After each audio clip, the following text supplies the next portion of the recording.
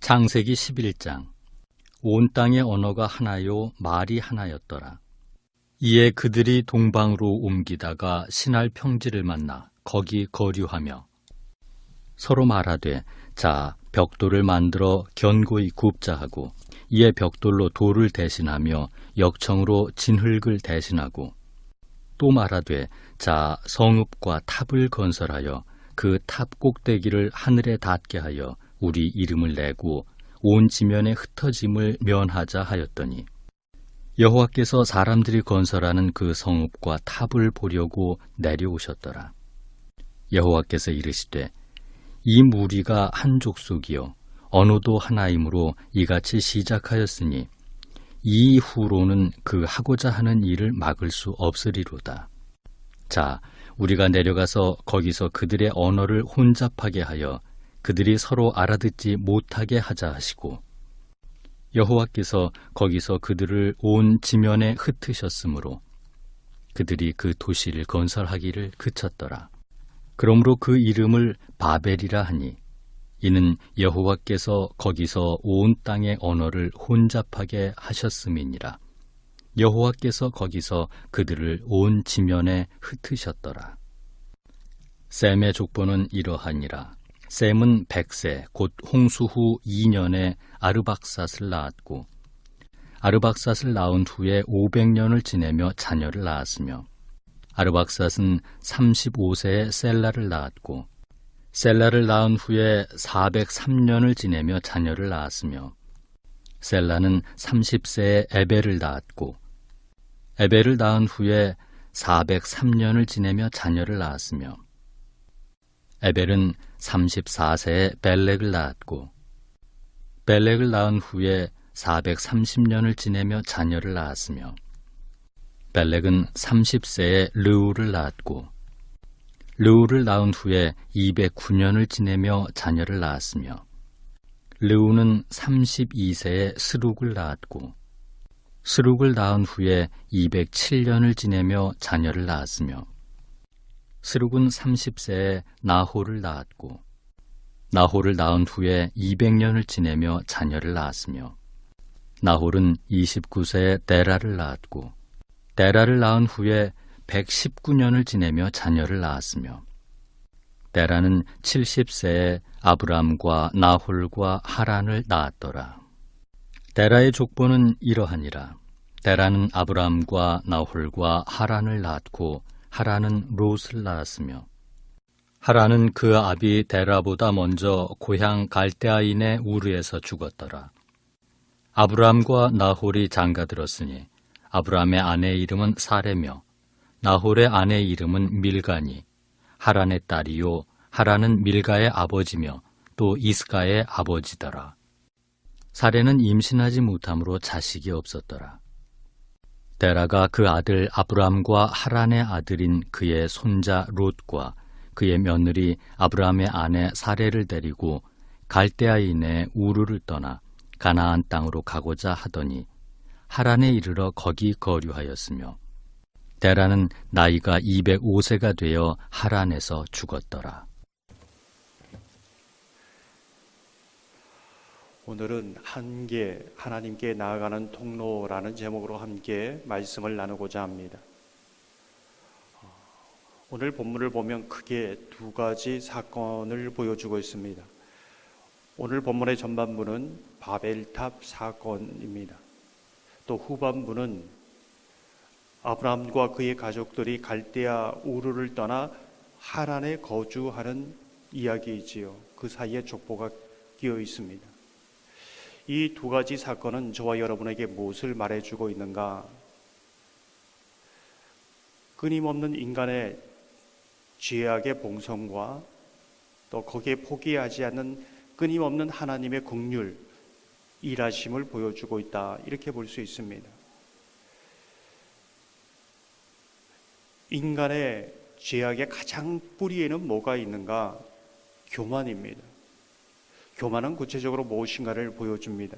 4절을 보면 그 탑 꼭대기를 하늘에 닿게 하여, 이렇게 말씀합니다. 인간은 자신의 한계를 인정하기를 좋아하지 않습니다.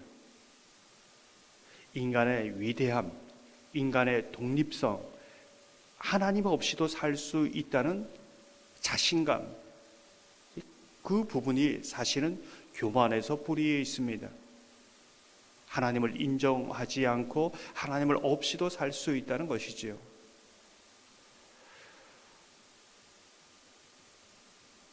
그런 인간을 향하여 하나님께서 하시는 일은 무엇인가 자꾸 흩으십니다. 오늘 본문을 보면 흩으신다. 이제 이 부분이 반복되고 있습니다. 인간의 교만을 흩으시는 것이죠. 인간의 교만을 흩으셔서 하나님을 알게 합니다. 인정하게 하는 것이지요. 창조주 하나님이 계신다는 것을 보게 합니다. 그것이 하나님의 은혜이지요. 하나님의 긍휼입니다. 참 재미있는 사실은 아마도 이 바벨탑을 그 많은 사람들이 수십 년, 굉장히 오랜 기간 동안 쌓았을 겁니다. 위대한 업적이지요. 하늘도 닿게 할 만큼 놀라운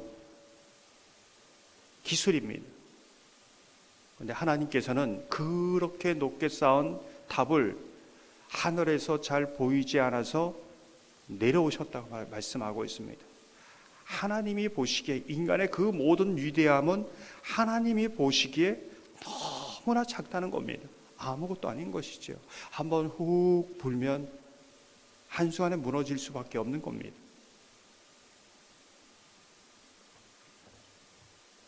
오절을 보면 그 성읍과 탑을 보려고 내려오셨다다.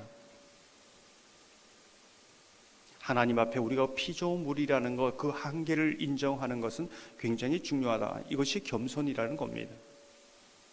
우리가 눈여겨보게 되는 것은 지난 시간에도 함께 살펴보았지만은 왜 이들이 이렇게 바벨탑을 높게 쌓으려고 하는가? 홍수 때문에 그렇지요. 마음 깊은 곳에 홍수에 대한 두려움이 있습니다. 죽음에 대한 두려움이 있습니다. 미래에 대한 두려움이 있지요. 그래서 인간은 끊임없이 과학을 발전시켜 갑니다. 죽음에 대해서 미화를 시키고 죽음을 극복해 보려고 노력하고 있습니다. 미래가 불안하기 때문에 모든 안전장치를 다 해갑니다. 열심히 일하는 그 모든 것에는 이 두려움이 있다는 것이죠.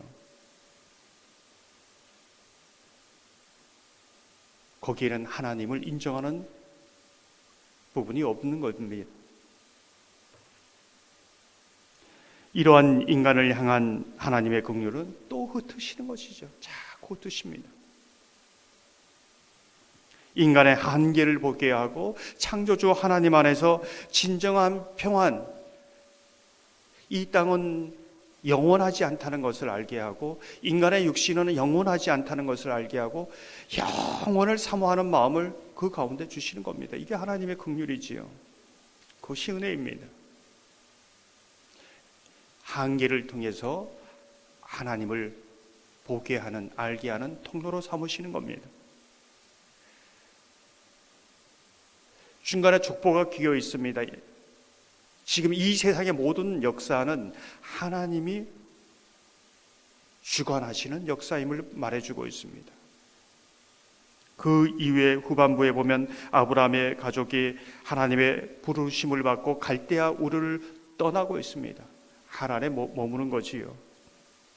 지금으로 보면 그 신앙의 여정을 시작한 것을 말해주고 있습니다. 하지만 가던 도중 하란에 주저앉고 있습니다. 그것이 몇 년이 되었는지 아니면 10년이 넘었는지 알 수는 없습니다. 어쩌면 거기가 너무나 좋아서 가나안으로 향하다가 주저앉은 겁니다. 사람이 보기 좋은 것, 편한 것, 거기에 주저앉는 인간의 한계가 있습니다. 사람은 그냥 주저앉기를 좋아합니다. 내가 편한 거를 찾기를 원합니다. 그때 갑작스런 어떤 사건으로 인해서 하란에서 다시 가나안으로 떠나는 아브라함의 가족을 봅니다. 성경은 그 부분에 대해서 구체적으로 보여주지 않고 있습니다. 무슨 뜻일까요? 인간은 자꾸 땅만 보고 편한 것, 내 눈에 보기에 좋은 것을 따라 머무르기를 원하지만 하나님은 그를 다시 일으켜 가나안, 영원한 하나님의 소망을 향하여 순례자로 나가게 한다는 겁니다. 끝까지 이 땅에 영원히 살고자 하고 계속적으로 이 땅에 머무르고자 하는 인간의 한계 속에서 하나님은 그를 일으켜 하나님을 보게 하시는 겁니다. 이게 하나님의 긍휼이지요. 사랑하는 성도 여러분, 오늘도 우리는 끊임없이 우리의 안일함을 따라서 이 땅에 정착민처럼 살려고 합니다. 끊임없이 하나님 없이도 살 수 있다는 그 교만이 자꾸만 올라옵니다. 그러나 오늘도 흩으시고 오늘도 우리를 일으켜 영원한 삶을 바라보게 하시는 그 하나님의 긍휼 가운데 나가는 저와 여러분의 삶이 되기를 주님의 이름으로 축원합니다. 이 시간 말씀을